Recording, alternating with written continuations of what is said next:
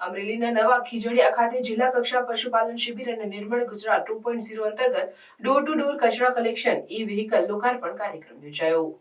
અમરેલીના નવા ખીજડીયા મુકામે ગુજરાત વિધાનસભાના નાયબ મુખ્ય દંડક કૌશિકભાઈ વિકરિયાના અધ્યક્ષસ્થાને અને જિલ્લા વિકાસ અધિકારી પરિમલ પંડ્યાની ઉપસ્થિતિમાં જિલ્લા કક્ષા પશુપાલન શિબિર અને નિર્મળ ગુજરાત 2.0 અન્વયે ડોર ટુ ડોર કચરા કલેક્શન ઈ-વ્હીકલ લોકાર્પણનો કાર્યક્રમ યોજાયો હતો। સ્વચ્છ ભારત મિશન ગ્રામ્ય ફેઝ 2 તથા નિર્મળ ગુજરાત 2.0 અંતર્ગત અમરેલીના દેવભૂમિ દેવળિયા, બાબરાના નીલવડા, બગસરાના શાપર, જાફરાબાદના વડલી, ખાંભાના જામકા, કુકાવાવના બરવાડા બાવળ, લાઠીના શેખ પીપરિયા, લીલિયાના ભોરીંગડા, રાજુલાના ચાંચ, સાવરકુંડલાના મોટા ઝીંઝુડા ગ્રામ પંચાયતને ડોર ટુ ડોર કચરાના કલેક્શન માટે ઈ-વ્હીકલની ફાળવણી કરવામાં આવી હતી।